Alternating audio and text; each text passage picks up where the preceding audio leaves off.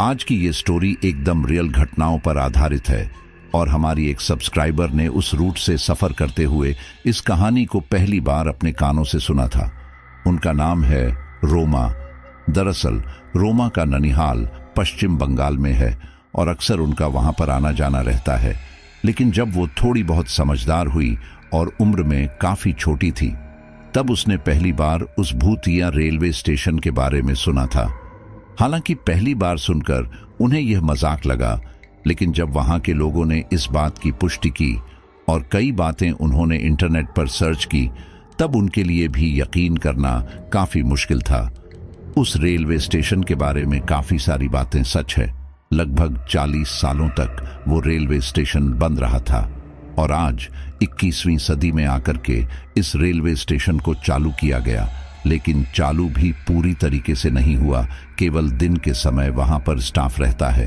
लेकिन जैसे ही शाम होती है, वहां पर अजीब सी खलबली मच जाती है और पूरा स्टेशन खाली हो जाता है। तो चलिए रूबरू करवाते हैं आपको भी उस खौफनाक रेलवे स्टेशन से। तो चलिए इस स्टोरी को हम रोमा के प्रोस्पेक्टिव से ही सुनते हैं, जैसा उन्होंने हमें बताया है। मेरा नाम रोमा है और ये बात तब की जब मैं काफी छोटी थी। मेरी नानी का घर पश्चिम बंगाल में पड़ता है और साल में एक बार हम उनसे मिलने जरूर जाया करते थे। मैं छोटी भले ही थी, लेकिन इतनी समझ तो थी मुझ में कि हर बात को जानने के बारे में दिलचस्पी रहे। यही उस समय भी हुआ। हमारी ट्रेन कुछ घंटे लेट थी और जहां हमें लास्ट स्टेशन पर शाम तक पहुंचना था, वहां हम अब तक पहुंच नहीं पाए थे। अब तक रात होने लगी थी। ट्रेन में बैठे बैठे मैं काफी ज्यादा ऊब गई थी और अपने पेरेंट्स के पास ही इधर उधर टहलते हुए खेल रही थी कि इतनी ही देर में एक आदमी की तेज आवाज आई, अरे बेगुनकोदार, रेलवे स्टेशन आने वाला है, जल्दी से खिड़की दरवाजे सब बंद कर लो। ये सुनकर मुझे काफी हैरानी हुई, क्योंकि यूजुअली स्टेशन आने पर सब लोग खिड़की दरवाजे खोलते थे और यहां पर बंद करवा रहे थे। मैंने हैरानी से अपनी मां से इस बारे में पूछा, लेकिन उन्होंने मुझे चुप रहना का बोल दिया। अब मां तो मां ही होती है और बच्चों में तो कुटाई का डर रहता ही है, इसलिए मैं एकदम चुप हो गई। इस दौरान मैंने पाया कि उस पूरी बोगी में सभी लोग ही एकदम शांति से बैठ गए थे। इतना ही नहीं, ट्रेन की स्पीड भी पहले से ज्यादा तेज लग रही थी। मेरा मन तो बहुत था कि मैं पूछूं मेरी मां से, लेकिन कुटाई के डर से मैंने थोड़ी देर चुप रहने में ही अपनी भलाई समझी। खैर, ये सिलसिला लगभग 5-10 मिनट तक यूं ही चलता रहा और उसके बाद सब लोग दोबारा से आपस में बातें करने लगे, जैसे कि कुछ हुआ ही नहीं था। ये देखकर मैंने मेरी मां से पूछा, मां, अभी सभी लोग ऐसे चुप क्यों थे और खिड़कियां क्यों बंद करवा दी थी? लेकिन मेरी मां ने मुझे कुछ नहीं बताया, बट मैं भी जिद्दी थी, इसलिए दोबारा पूछा। तब हमारे सीट के सामने ही एक अंकल बैठे थे। वो बोले, अरे बेटा, इस रेलवे स्टेशन वाले रूट पर चुपचाप चलना पड़ता है क्योंकि उसे पसंद नहीं। ये सुनकर मुझे काफी हैरानी हुई और मैंने पूछा, किसको पसंद नहीं अंकल? अब इससे पहले कि वो अंकल कुछ कहते, मेरी मां ने उन्हें कहा, अरे क्यों, आप मेरी बेटी को ऐसी बातें करके डराना चाहते हैं? वो अंकल बोले, बच्चों को आज नहीं तो कल पता चल ही जाता है, इसलिए बेहतर यही है कि उन्हें सारी बातें क्लियर रखो ताकि उनमें सही गलत की समझ रहे। ये सुनकर मैंने कहा, हाँ मां, बताने दो ना। इसके आगे मेरी मां कुछ ना बोली और फिर उन अंकल ने बताना शुरू किया और उन अंकल ने मुझे जो बताया वो मैं आपको पुराने समय के फ्लैशबैक में जाकर एक्सप्लेन करती हूं। तो साल 1960 में पश्चिम बंगाल में बेगुनकोदार रेलवे स्टेशन बनने से आसपास के लोगों को काफी सुविधा हुई और आप समझ ही सकते हैं कि ये स्टेशन तब बना था, तब आने जाने के साधन बहुत ही कम हुआ करते थे। तो ऐसे में यह रेलवे स्टेशन लोगों के लिए काफी अच्छा रहा। डेली कई लोग उस स्टेशन पर आना जाना करते थे। उस इलाके में एक वही स्टेशन होने की वजह से वहां पर काफी चहल पहल भी रहती थी। उस समय सब कुछ बहुत अच्छे से चल रहा था वहां, लेकिन एक दिन वो हुआ जिसकी किसी ने कल्पना भी नहीं की थी। दरअसल हुआ यह कि रात के समय जब उस स्टेशन पर ज्यादा लोग नहीं हुआ करते थे, उस समय एक ट्रेन वहां आकर रुकी। उस ट्रेन में से कुछ यात्री बाहर निकले उन्हीं में से एक महिला भी थी। उस महिला ने सफेद साड़ी पहन रखी थी। शायद वह विधवा रही होगी, कुछ कह नहीं सकते, और उसके साथ भी कोई नहीं था। खैर, उस महिला की उम्र ज्यादा भी नहीं थी। ज्यादा से ज्यादा उसकी उम्र 30 या 35 रही होगी, इससे ज्यादा तो शायद नहीं रही होगी। उस महिला के पास एक पोटली भी थी, शायद उसके अंदर उसका सामान वगैरह रखा होगा। वो काफी कमजोर भी लग रही थी, शायद उसने काफी समय से कुछ खाया भी नहीं होगा। वो ट्रेन से उतरी और उतरकर पटरियों के रास्ते होकर जाने लगी, क्योंकि सामने जो एंट्रेंस था स्टेशन का थोड़ा दूर था, तो शायद इसलिए उसने पटरी से होकर जाने का रास्ता चुना होगा। वो महिला पटरी पर चल ही रही थी कि तभी अचानक वो महिला लड़खड़ाकर वहीं पटरी पर गिर पड़ी।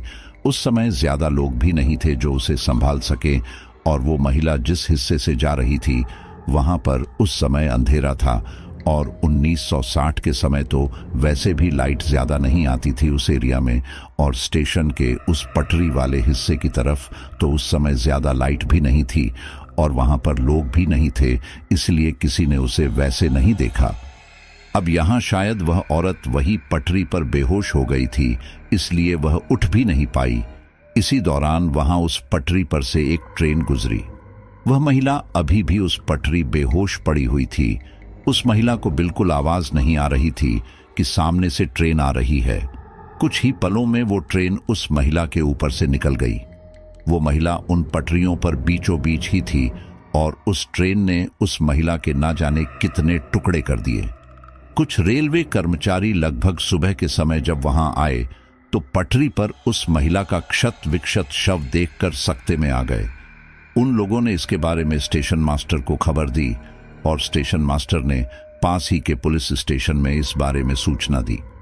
पुलिस ने महिला के शव को कब्जे में लेकर छानबीन की, लेकिन उन्हें पता नहीं चल पाया कि आखिर वो महिला कौन थी। उस महिला की पोटली भी चेक की गई, लेकिन उसके अंदर सिवाय कपड़ों के कुछ भी नहीं था। जब काफी समय तक भी उस महिला के बारे में कुछ पता नहीं चला, और ना ही किसी ने उसके बारे में कोई खोज खबर ली, तो पुलिस ने इस केस को यही बंद कर दिया। अब यहां पर सब लोगों को ये एक सामान्य घटने लगी, और सब इसे जल्दी ही भूल भी गए, क्योंकि अक्सर रेलवे स्टेशन पर लोग सुसाइड करने के लिए आते हैं। सब लोगों को यही लगा कि हो ना हो यह महिला भी यहाँ पर इसी काम के लिए आई होगी, लेकिन असली खेल तो अब यहाँ से शुरू होने वाला था, और यह इतना खतरनाक होने वाला था कि इसकी वजह से आगे जो हुआ वह आप सुनकर यकीन भी नहीं करेंगे। इसी घटना के 2-3 दिन बाद एक रात वहां का स्टेशन मास्टर अपने केबिन में बैठा काम कर रहा था। आज उसे काम ज्यादा था, इसलिए वो अभी तक घर नहीं गया था, लेकिन ठीक इसी दौरान उसे केबिन के बाहर से किसी लड़की की आवाज आई। वो आवाज सुनकर स्टेशन मास्टर अपने केबिन से बाहर आया। बाहर आकर उसने देखा कि वहां ज्यादा लोग नहीं थे, और ज्यादातर लोग तो आदमी ही थे। स्टेशन मास्टर अपने केबिन से थोड़ा आगे आया और फिर एक तेज आवाज में बोला, आप में से किसने मुझे आवाज दी? ये सुनकर वे सारे लोग एक दूसरे का मुंह ताकने लगे। तभी उनमें से एक बोला, नहीं सर, हम में से तो किसी ने आपको नहीं बुलाया। ये सुनकर स्टेशन मास्टर को लगा कि शायद ये उसका वहम होगा, इसलिए वो वापस अपने केबिन में आकर बैठ गया। कुछ ही देर में वहां एक ट्रेन आई, और वहां बाहर बैठे लोग उस ट्रेन में बैठकर चले गए, और अब उस स्टेशन पर फिलहाल कोई नहीं था। 1960 के समय वैसे भी लोग रात के समय ना के बराबर ही सफर करते थे, क्योंकि उस समय आज के समय के जितनी सुविधाएं नहीं थी। ऊपर से उस स्टेशन की आसपास की जगह थोड़ी सुनसान भी थी, जिस वजह से वहां रात के समय लोग कम ही सफर करते थे। खैर, अब उस सुनसान स्टेशन पर वो स्टेशन मास्टर बिल्कुल अकेला था। अब आप सोच रहे होंगे कि स्टेशन मास्टर इतनी रात गया क्यों नहीं, तो मैं आपको बता दूं कि उस स्टेशन मास्टर को रेलवे की तरफ से उसी स्टेशन के पास ही रहने के लिए एक क्वार्टर दिया गया था। इसी वजह से उसने सोचा कि चलो पहले काम निपटा लूं, फिर अपने कमरे में चला जाऊंगा। ट्रेन जाने के बाद स्टेशन मास्टर वापस अपने केबिन में आकर काम करने लगा। उसे वहां पर काम करते हुए अभी 5 से 7 मिनट हुए होंगे कि तभी उसे बाहर से दोबारा से किसी लड़की की आवाज आई। स्टेशन मास्टर दोबारा से बाहर गया और आसपास देखा, लेकिन वहां कोई भी नहीं था। ये देखकर स्टेशन मास्टर दोबारा अपने केबिन में आ गया, लेकिन इस बार उसे कुछ गड़बड़ लगने लगी थी। इसलिए उसने अपने केबिन के दरवाजे के की होल से बाहर झांकने की कोशिश की, लेकिन उसे बाहर सब नॉर्मल लगा। थोड़ी देर बाद वो आवाज उसे दोबारा आई और इस बार वो स्टेशन मास्टर बाहर जाने की जगह उस केबिन के दरवाजे को ही हल्का सा खोलकर बाहर झांकने की कोशिश करने लगा। जब उसने उस दरवाजे से बाहर झांका तो हैरान रह गया, क्योंकि सामने मौजूद पटरी पर एक सफेद साड़ी वाली औरत टहल रही थी। उस औरत को देखकर उस स्टेशन मास्टर ने पहले तो अपनी आंखें साफ की, यह सोचकर कि कहीं उसे कोई वहम तो नहीं हो रहा, लेकिन फिर जब उसने दोबारा देखा तो पाया कि सच में ट्रेन की पटरी पर एक सफेद साड़ी वाली महिला थी। वो महिला देखने में साधारण महिला जैसी नहीं लग रही थी। उसके बाद खुले थे जो कि आगे की तरफ बिखरे हुए थे। सफेद साड़ी पर कहीं कहीं जगह पर लाल लाल धब्बे थे और वो धीमे धीमे कदमों से उन पटरियों पर चल रही थी। तभी अचानक वो महिला अपनी जगह पर रुकी। उसे रुकता देख स्टेशन मास्टर काफी ज्यादा घबरा गया। अब इससे पहले कि वह कुछ सोच पाता, उस महिला ने स्टेशन मास्टर के केबिन की ओर देखा। इससे स्टेशन मास्टर पहले से ज्यादा घबरा गया और उसने अपना केबिन अंदर से लगा लिया। स्टेशन मास्टर अब आगे क्या होगा उसका इंतजार कर रहा था, लेकिन ठीक तभी उसके केबिन के दरवाजे पर किसी ने दस्तक दी। वो आवाज सुनकर स्टेशन मास्टर अंदर ही अंदर दहल गया। उसे लगा कि हो ना हो ये वही सफेद साड़ी वाली औरत होगी, इसलिए उसने ना ही कोई प्रतिक्रिया दी और ना ही दरवाजा खोला। वो खटखटाने की आवाज दोबारा आई, लेकिन स्टेशन मास्टर ने इस बार भी वैसा ही किया। कुछ देर बाद उसे किसी के कदमों की वापस जाने की आवाज सुनाई दी। स्टेशन मास्टर अपने केबिन में मुंह पर हाथ रखकर बैठा उस औरत के वापस जाने का इंतजार करने लगा। लगभग आधे घंटे बाद जब स्टेशन मास्टर को लगा कि अब वो औरत जा चुकी है, स्टेशन मास्टर ने अपना बैग उठाया और फिर तेजी से अपने केबिन को धक्का मारकर वहां से अपने कमरे की ओर बढ़ने लगा। कुछ देर में स्टेशन मास्टर अपने केबिन की ओर बढ़ गया। उसके कमरे में उसकी पत्नी उसका इंतजार कर रही थी। उसके आते ही उसने प्रश्नों की झड़ी सी लगा दी। अरे कहाँ रह गए थे इतनी देर? तुम्हें पता है ना ये जगह कितनी सुनसान है, मुझे डर लगता है। समय से आया करो। स्टेशन मास्टर ने उसके किसी भी सवाल का कोई जवाब नहीं दिया। इसी दौरान उसकी पत्नी की नजर स्टेशन मास्टर के चेहरे पर पड़ी। उसने देखा कि स्टेशन मास्टर बुरी तरह से हाँफ रहा था। वो पसीने से एकदम तरबतर था, जबकि उस समय हल्की हल्की सर्दी आ चुकी थी, तो पसीना आने का तो सवाल ही नहीं होता। उसने स्टेशन मास्टर से पूछा, अरे क्या बात है, इतने घबराए हुए क्यों लग रहे हो? मैराथन में दौड़कर आए हो क्या? स्टेशन मास्टर ने उनसे एक गिलास पानी पीने को मांगा। उन्होंने पानी दिया और स्टेशन मास्टर ने वो पूरा पानी का गिलास खाली कर दिया। पानी पीने के बाद वो थोड़ा शांत हुए और फिर कहा, क्या बताऊं, बहुत ही अजीब मुसीबत में फंस गया था आज तो।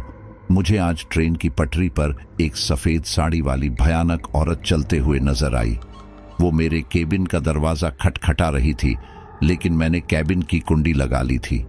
उसके जाने के बाद मैं दौड़ के यहाँ आ गया। आज के बाद रात होने तक मैं वहां नहीं रुकूंगा। शाम होते ही मैं यहाँ आ जाऊंगा, जो होगा देखा जाएगा। उनकी बात सुनकर उनकी पत्नी काफी ज्यादा घबरा गई, क्योंकि वो पूरे दिन यहाँ पर अकेले ही रहती थी और ऐसे में वो इस तरह की बातें कर रहे हैं। इसलिए उसने कहा, अरे आप डरा क्यों रहे हो सकता है कि वो कोई जरूरतमंद हो, आपसे मदद मांग रहा हो। आप इस बारे में ज्यादा मत सोचिए। हमें यहाँ पर काफी समय तक रहना है। अगर ऐसे डर डर के रहेंगे तो कैसे काम चलेगा? अब इस बारे में स्टेशन मास्टर ज्यादा नहीं बोले, क्योंकि उसे पता था कि शायद उसकी पत्नी को डर लग रहा है, लेकिन उसे इतना भी पता था कि वो कोई जरूरतमंद नहीं था जिसने उसके केबिन का दरवाजा खटखटाया था। अगर किसी को जरूरत होती तो वो उनका नाम भी तो लेता, लेकिन वो जो कोई भी था उसने सिर्फ दरवाजा खटखटाया, यानी कि उसकी इंटेंशन यही थी कि स्टेशन मास्टर किसी तरह से केबिन का दरवाजा खोल देते। खैर, दोनों पति पत्नी ने खाना खाया और फिर दोनों शांति से सो गए। अगले दिन स्टेशन मास्टर दोबारा से तैयार होकर स्टेशन गया। स्विंग सुबह का समय हो चुका था, इसलिए वहां पर अब काफी चहल पहल हो रही थी। स्टेशन पर वापस चाय और नाश्ता बेचने वाले लोग आ चुके थे। अखबार मिलने लगे थे। इतने लोगों को आसपास देखकर स्टेशन मास्टर ने थोड़ी राहत की सांस ली कि चलो अब वो अकेला नहीं है, वरना रात के समय तो वो इस पूरे स्टेशन पर बिल्कुल अकेला था। खैर, स्टेशन मास्टर ने सोच लिया था कि वो कल की तरह तो बिल्कुल नहीं होने देगा और समय रहते अपना काम खत्म करके निकल जाएगा। अब हम सोच तो बहुत कुछ लेते हैं, लेकिन सिचुएशन हमारे हिसाब से कभी चलती ही कहाँ है। यही स्टेशन मास्टर के साथ भी हो रहा था। उसने अपना काम तो समय से खत्म कर लिया, लेकिन शाम को आने वाली जिस ट्रेन से रेलवे का कोई जरूरी सामान आने वाला था, वो किसी कारणवश 2 से 3 घंटे लेट था। अभी अगर कोई सामान्य ट्रेन होती जिसमें सिर्फ उसे टिकट चेक करनी होती तो वो शायद इसका इंतजार नहीं करता, लेकिन इसमें से रेलवे का कोई जरूरी सामान आना था जिसे उसे अपनी निगरानी में लेकर स्टोर रूम में रखवाना था, इसलिए उसका रुकना उस समय अब जरूरी हो गया था। वो यहां से जल्द निकल जाना चाहता था, इसलिए उसने रेलवे से संपर्क करके ये भी पूछा कि अभी तक वो सामान कहां तक पहुंचा है और कितना समय लगेगा। लेकिन उसे जस्ट इतना ही पता चला कि ट्रेन 2 घंटे लेट हो चुकी है। शाम के 7-8 बजे थे और वहां पर ज्यादा भीड़ भी नहीं थी। भीड़ के नाम पर बस इक्का दुक्का रेलवे के लोग थे और वो भी बस जाने की तैयारी ही कर रहे थे। उन लोगों को एक एक करके जाता देखकर स्टेशन मास्टर को थोड़ी घबराहट होने लगी थी। वो नहीं चाहता था कि कल की तरह वो भयानक औरत दोबारा दिखाई दे, इसलिए उसने सोचा कि वो किसी तरह से इन लोगों को रोकेगा। इसलिए उसने उनमें से एक चाय वाले को रोककर चाय देने के लिए कहा। अब चाय वाला स्टेशन मास्टर को तो मना नहीं कर सकता था, क्योंकि उसे यहाँ पर काम करना था। उसकी रोजी रोटी यहीं से चलती थी और अगर उसने स्टेशन मास्टर को चाय देने से मना किया तो हो सकता है कि वो यहाँ काम ना कर पाए। इसलिए उसने चाय निकाली और स्टेशन मास्टर को चाय दे दी। चाय लेते ही स्टेशन मास्टर यहाँ वहाँ की बातें करते हुए उसे उलझाए रखने की कोशिश करने लगा, ताकि वो चाय वाला बातों में लगकर वहीं पर रुके। वो चाय बेचने वाला बंदा भी वहीं पर रुककर उनके साथ बातें करने में मशगूल हो गया। इस दौरान आसपास के सारे लोग एक एक करके जाने लगे, लेकिन चाय वाले ने और स्टेशन मास्टर ने इस ओर ज्यादा ध्यान नहीं दिया। चाय वाले को तो यह खैर पता ही नहीं था कि यहाँ पर क्या सीन चल रहा है। वही स्टेशन मास्टर इससे खुश था कि चलो कम से कम आज वो अकेला नहीं है, उसके साथ चाय वाला है, तो हो सकता है कि उसे कल की तरह वो औरत दिखाई न दे। वो दोनों वहां बातें कर ही रहे थे कि तभी उस चाय वाले की नजर पटरी पर दूर खड़े एक सफेद साए पर गई। उसे देखकर वो चाय वाला बोला, साहब, वो अजीब सी चीज क्या है जो पटरी पर खड़ी है? ये सुनकर स्टेशन मास्टर के चेहरे पर हवाइयां उड़ने लगी। उसे पसीने आने लगे। उसे पता चल चुका था कि ये सफेद सी चीज क्या है। उसने तेजी से उस चाय वाले को अपने साथ लिया और उसे लेकर अपने केबिन में बढ़ गया। चाय वाले को समझ नहीं आ रहा था कि आखिर ये करना क्या चाहता है। उसने स्टेशन मास्टर से पूछा, साहब, आप मुझे केबिन के अंदर क्यों ले जा रहे हो?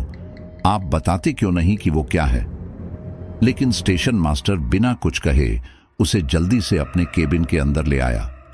केबिन के अंदर जाकर उसने दरवाजा लगाया और फिर धीमी आवाज में कहा, देखो, मेरी बात ध्यान से सुनो। ये सफेद सी चीज जो कुछ भी है ये खतरनाक हो सकती है, क्योंकि मैंने इसे पास से देखा है। ये कोई औरत है जो पटरी पर चलती है और मुझे नहीं पता वो ऐसा क्यों करती है, लेकिन मुझे नहीं लगता कि उसके पास चलना ठीक रहेगा, क्योंकि वो मुझे इंसान नहीं लग रही। यह सुनकर वो चाय वाला थोड़ा घबरा गया और गुस्से में बोला, जब आपको ये सब पता है तो आपने जानबूझकर मुझे यहां क्यों रोका? अरे, मेरे भी छोटे छोटे बच्चे हैं, घर पर पत्नी है। अगर मुझे कुछ हो गया तो उनका क्या होगा? स्टेशन मास्टर को पता था कि उसने गलत किया है।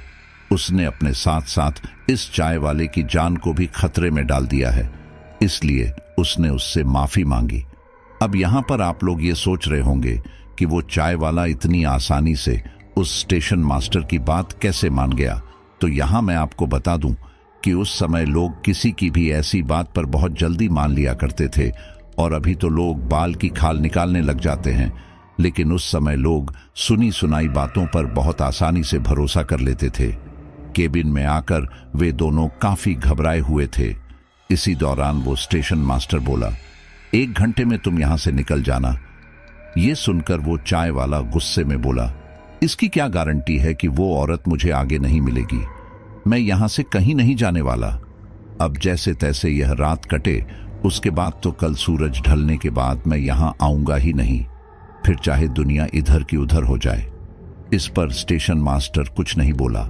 वो बस जल्दी जल्दी से ये समय बीतने का इंतजार करने लगा। वे दोनों ही उस केबिन में चुपचाप बैठे हुए थे कि तभी उनके दरवाजे पर किसी ने दस्तक दी।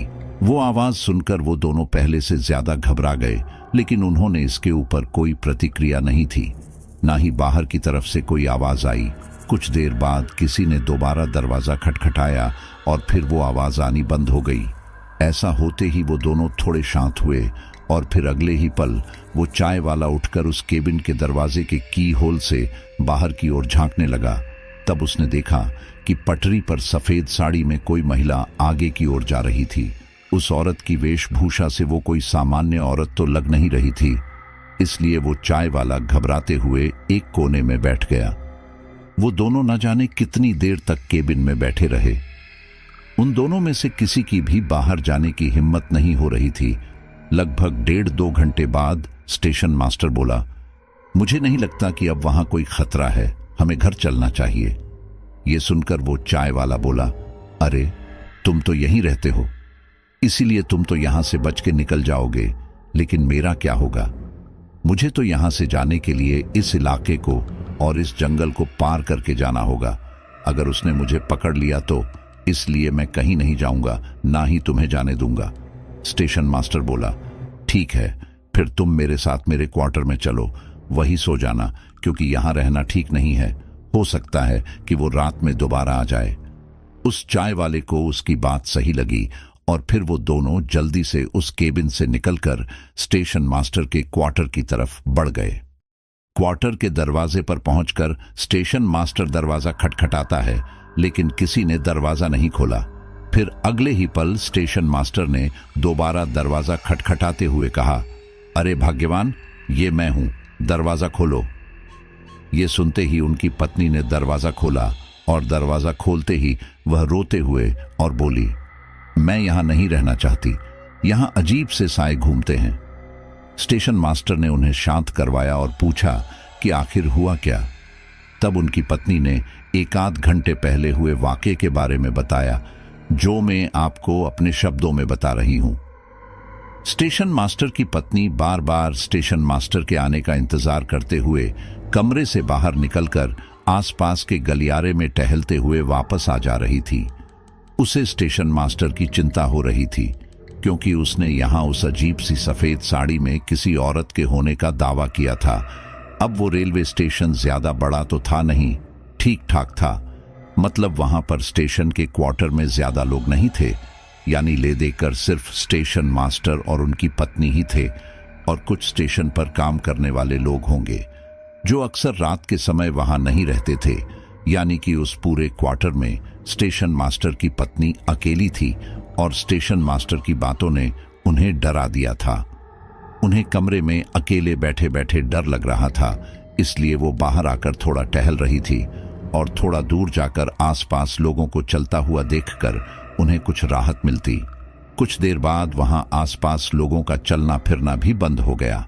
अब उस पूरे इलाके में स्टेशन मास्टर की पत्नी बिल्कुल ही ज्यादा अकेली थी। वो वहां चल रही थी तो उनकी नजर सामने मौजूद पटरियों पर पड़ी। उन्हें एक सफेद सी आकृति धीरे धीरे चलते हुए इस तरफ आती दिखाई दी। स्टेशन मास्टर की पत्नी काफी समय तक तो हैरानी से उस आकृति की ओर देखती रही। उन्हें समझ नहीं आ रहा था कि वो क्या है, क्योंकि वो आकृति धीरे धीरे बड़ी हो रही थी। इसका मतलब साफ था, न सिर्फ वो आकृति चल रही थी, बल्कि वो चलते हुए उसी तरफ आ रही थी। धीरे धीरे जब वो उनके एकदम पास आई, तब उस आकृति को देखकर स्टेशन मास्टर की पत्नी ने पाया कि वो आकृति किसी महिला की थी, जिसने सफेद साड़ी पहनी हुई थी। उसके बाल अजीब से थे, जिसकी वजह से उसका चेहरा दिखाई नहीं दे रहा था। कोई सामान्य औरत रात के इस समय इस तरह से तो पटरियों पर चलने से रही हो ना हो ये औरत कोई सामान्य औरत नहीं है।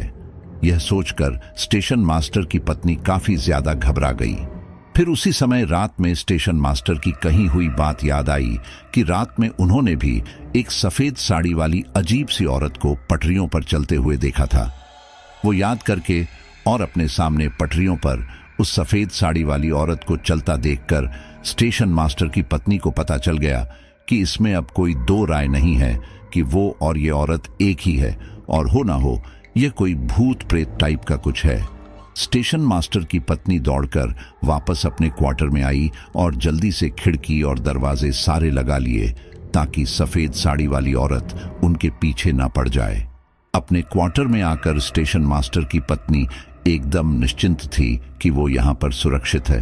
वो दरवाजा लगाकर अपने बिस्तर पर बैठ गई और अपने पति को याद करने लगी कि वो बस इस समय यहाँ ना आए, जहाँ है वहीं रहे। वो ये सब सोच ही रही थी कि तभी किसी ने उसके क्वार्टर का दरवाजा खटखटाया। वो आवाज सुनकर स्टेशन मास्टर की पत्नी पहले से ज्यादा घबरा गई, लेकिन उसने कोई आवाज नहीं दी। अगले ही पल दोबारा से किसी ने दरवाजा खटखटाया, लेकिन इस बार भी स्टेशन मास्टर की पत्नी ने कोई प्रतिक्रिया नहीं दी, क्योंकि अगर बाहर स्टेशन मास्टर होता तो आवाज भी देता, लेकिन यहां तो किसी भी तरह की कोई आवाज ही नहीं आ रही थी। इसका मतलब साफ था कि शायद वो औरत यहां आई है। जब स्टेशन मास्टर की पत्नी ने इस बार भी दरवाजा नहीं खोला तो कोई दरवाजा बुरी तरह से पीटने लगा। लगभग 5 से 7 मिनट तक कोई बाहर से वह दरवाजा पीटता रहा।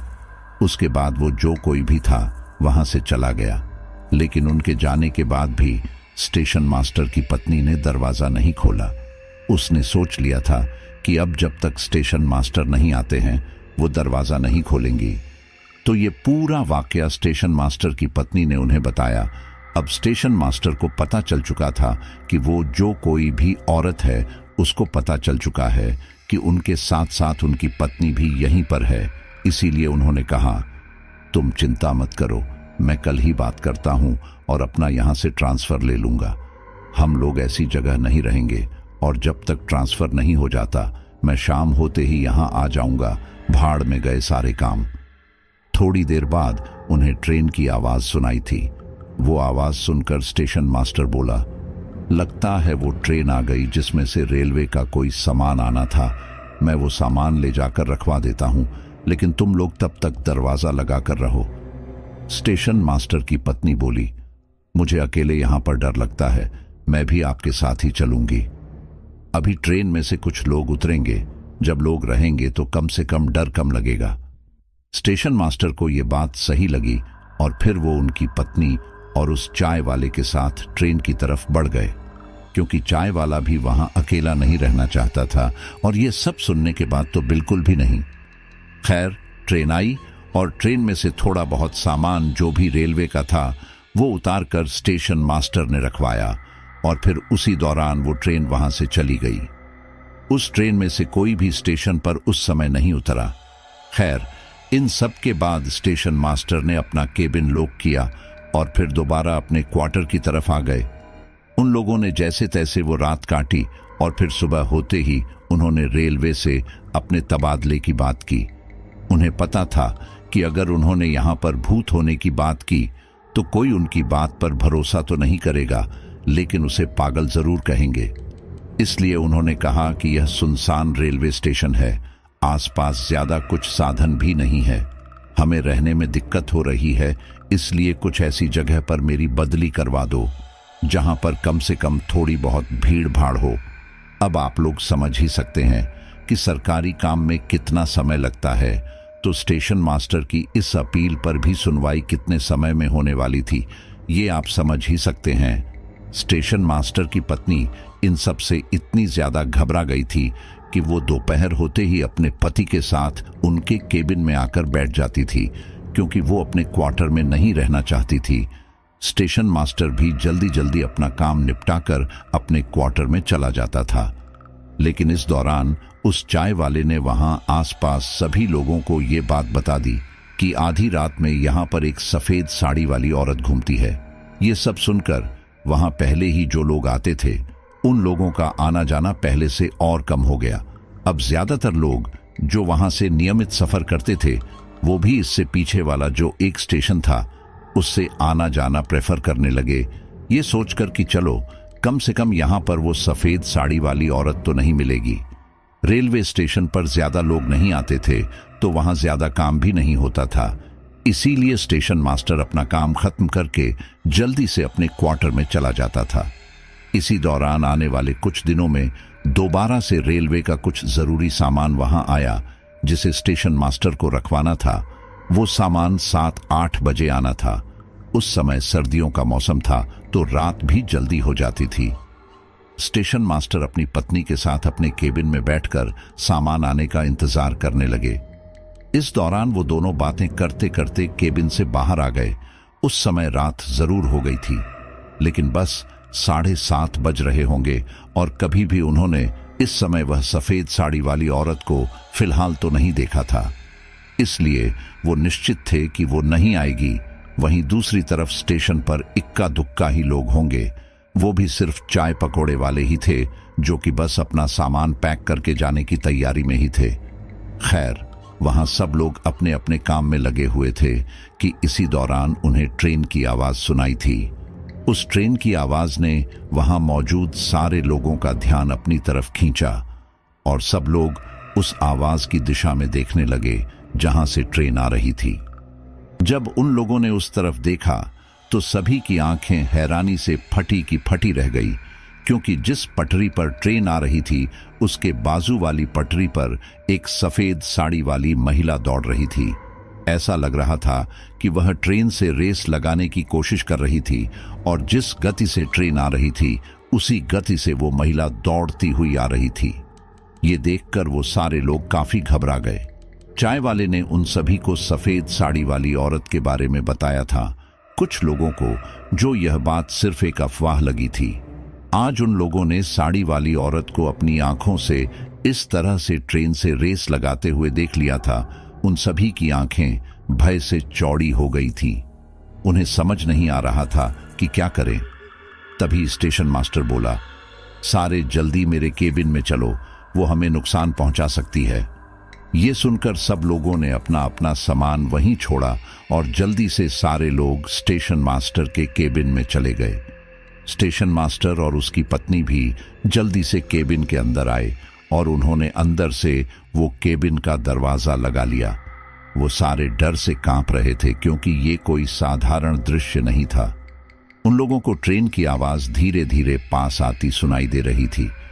इसके साथ ही उन्हें ये भी पता था कि उस ट्रेन के बाजू वाली पटरी पर वो सफेद साड़ी वाली औरत भी दौड़ रही है।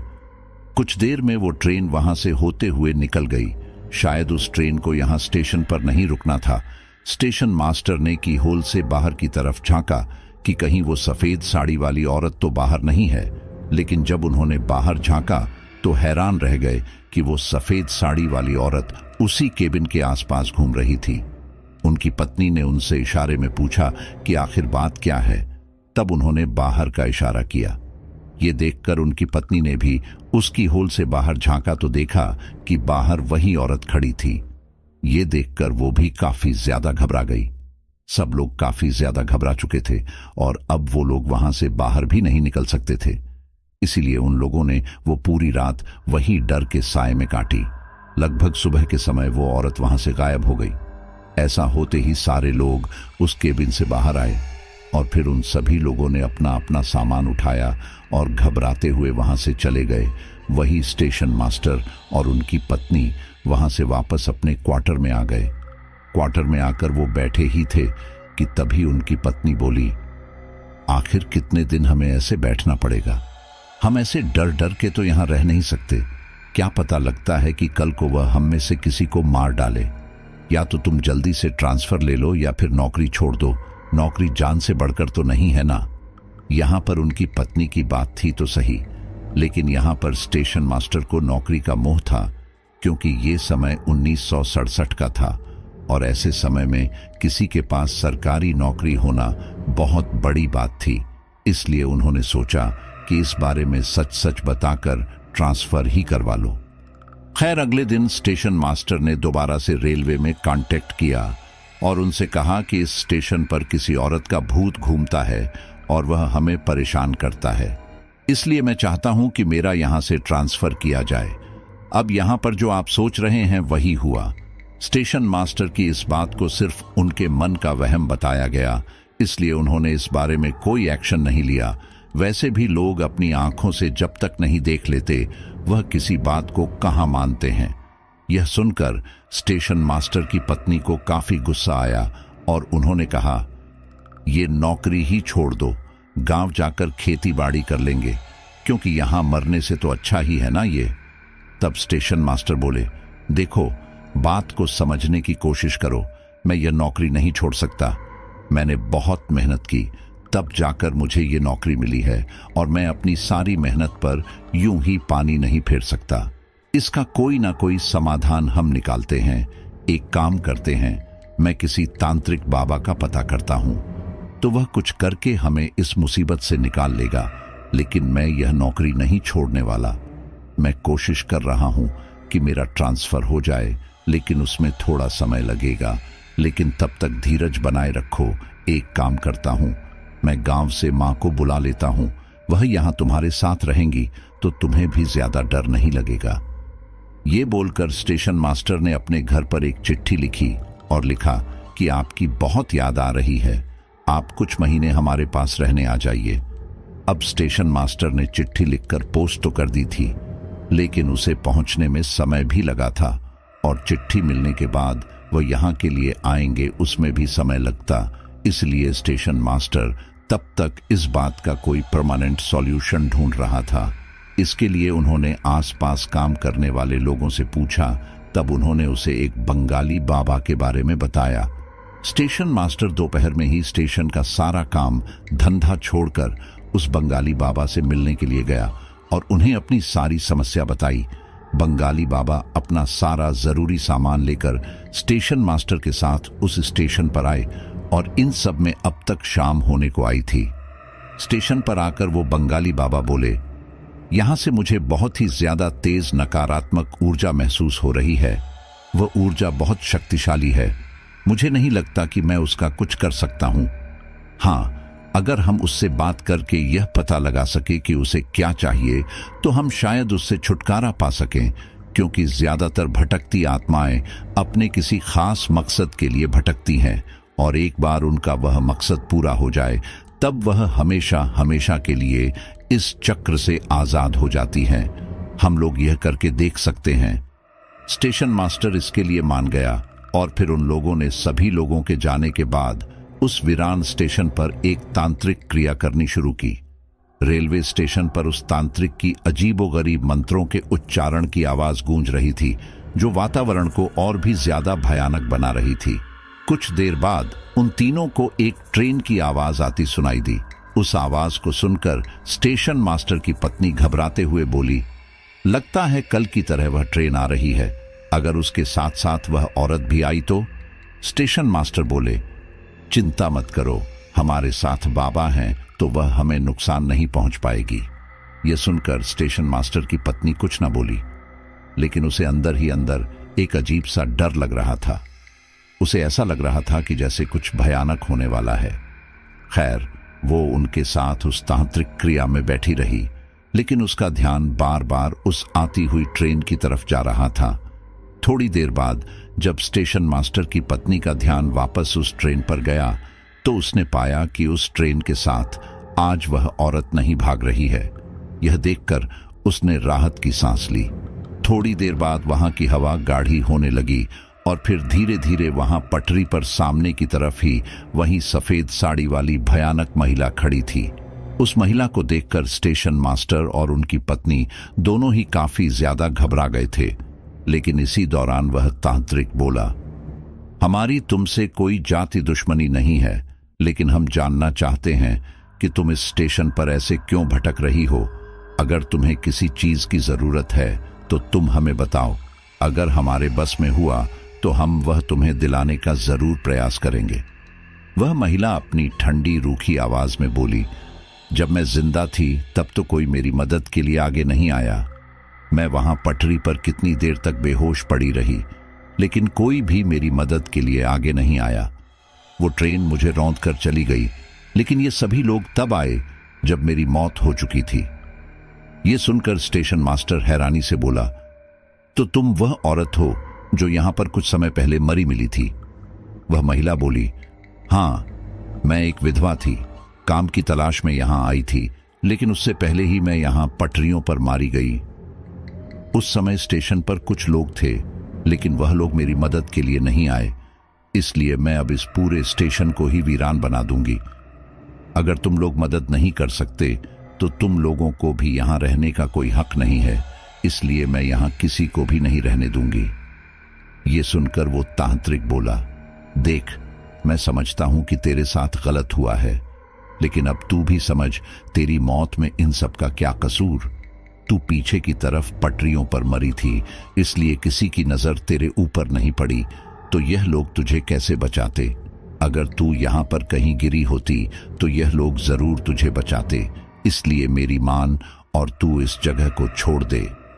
वो महिला गुस्से में चीखी, बिल्कुल नहीं, मेरी मौत इन्हीं लोगों की वजह से हुई, इसीलिए मैं यहां पर किसी को रहने नहीं दूंगी। स्टेशन मास्टर, मैं तुझे आखिरी मौका देना चाहूंगी, अभी के अभी तू यहां से निकल जा, नहीं तो तू जानता है मैं तेरे साथ क्या कर सकती हूं। यह सुनकर स्टेशन मास्टर की पत्नी घबराते हुए बोली, देखिए, आप हमें छोड़ दीजिए, हम कल के कल ही यहां से चले जाएंगे। यह सुनकर वो तांत्रिक बोला, तुम दोनों इतनी आसानी से इस आत्मा के आगे घुटने क्यों टेक रहे हो?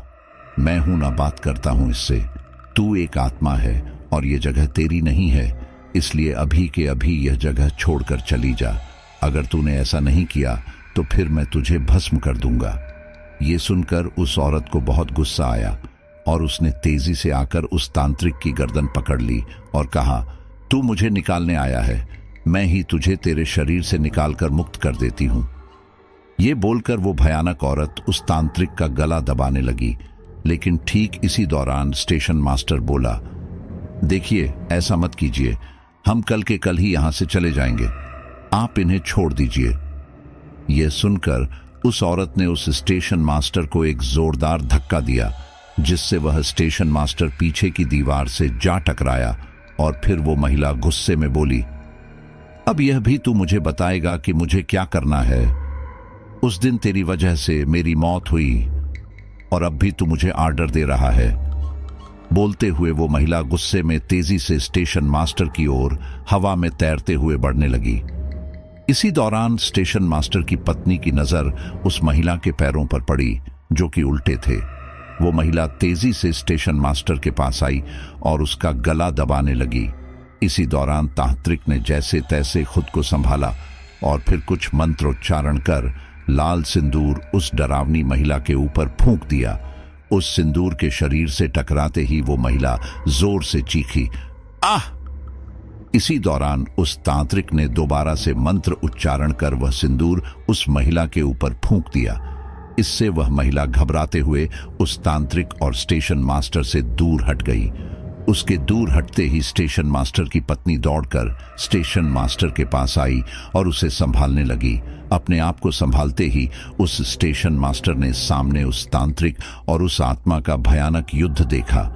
वह तांत्रिक समझ चुका था कि यह कोई आम आत्मा नहीं है, यह कोई दुष्ट आत्मा है, और अगर उस तांत्रिक ने कोई गलती की या उस आत्मा को मौका दिया तो वह उसकी और वहां मौजूद स्टेशन मास्टर और उनकी पत्नी की जान भी ले सकती है।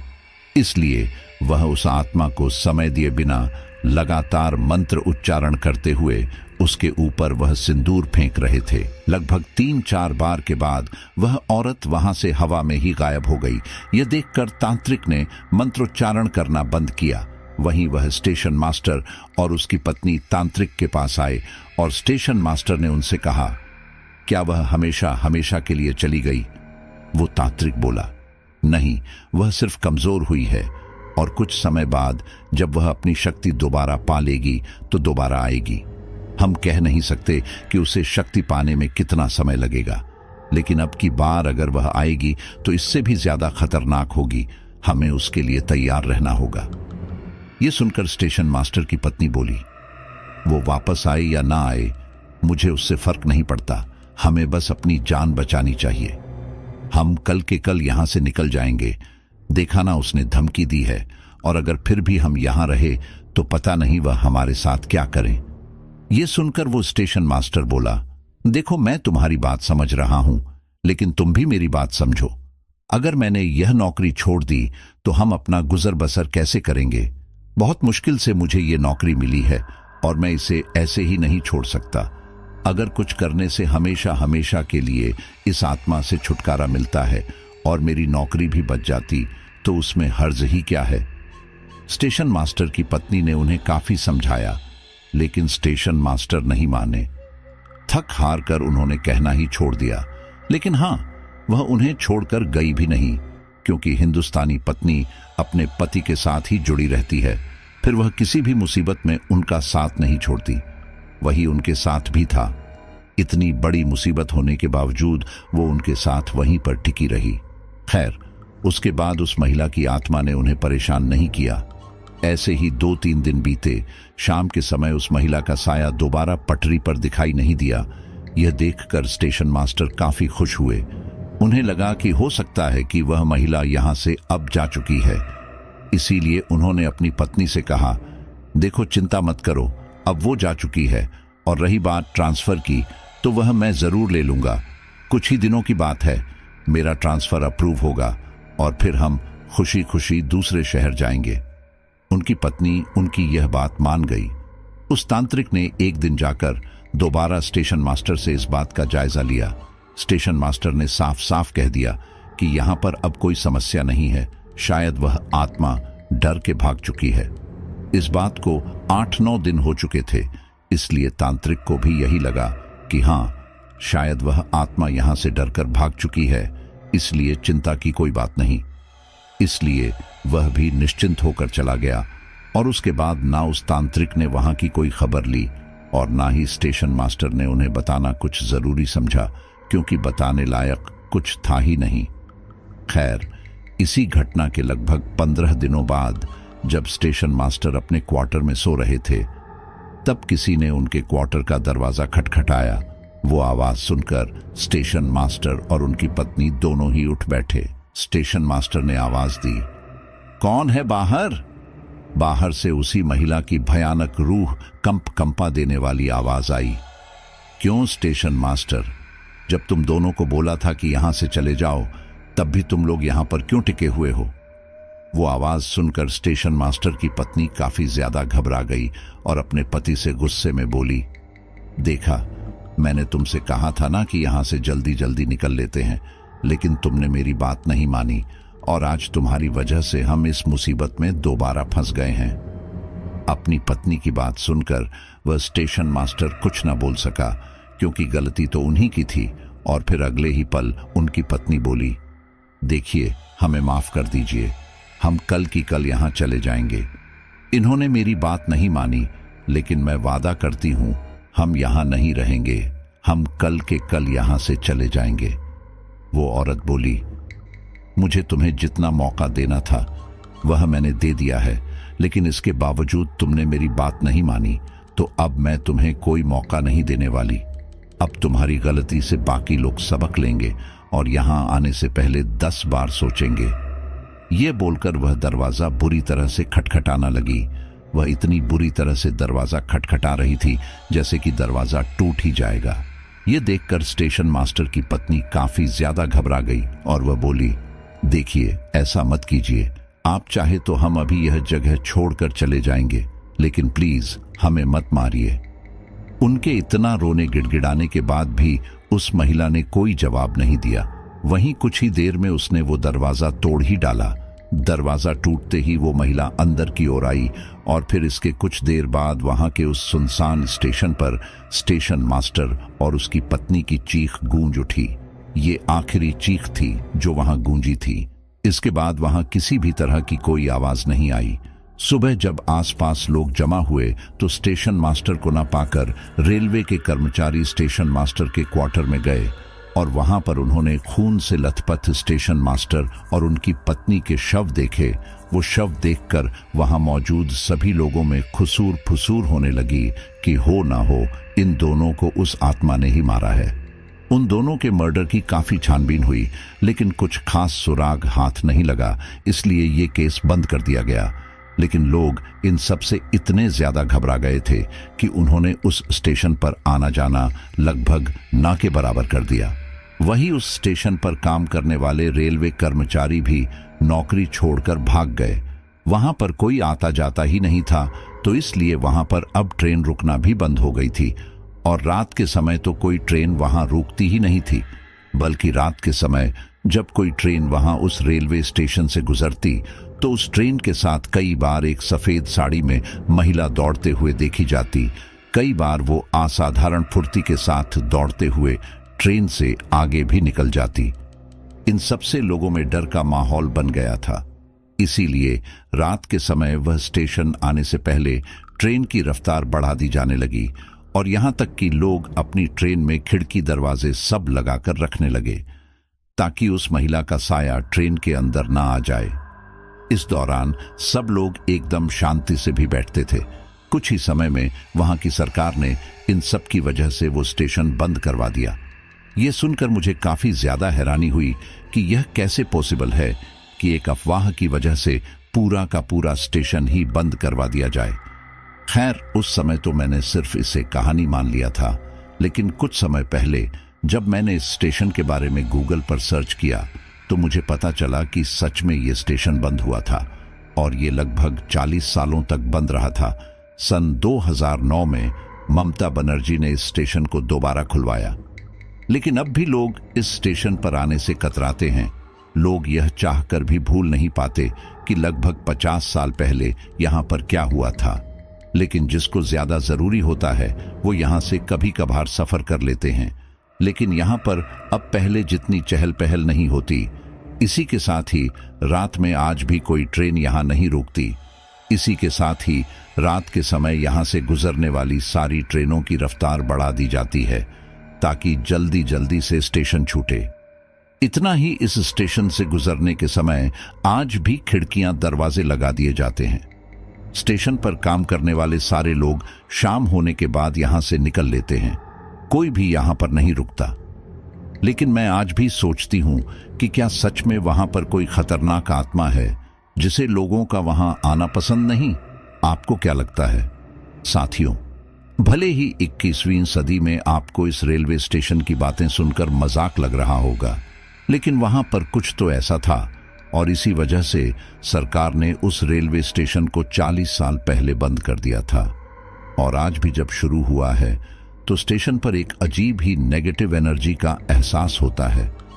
अब नॉर्मली आप और हम तो उस चीज को नहीं पहचान सकते हैं, लेकिन जो लोग इन ऊर्जाओं को महसूस कर सकते हैं वो बताते हैं कि उस जगह पर आज भी कुछ उपस्थिति है, लेकिन आज के समय में इतना है कि इसका कोई बड़ा नुकसान देखने को नहीं मिलता।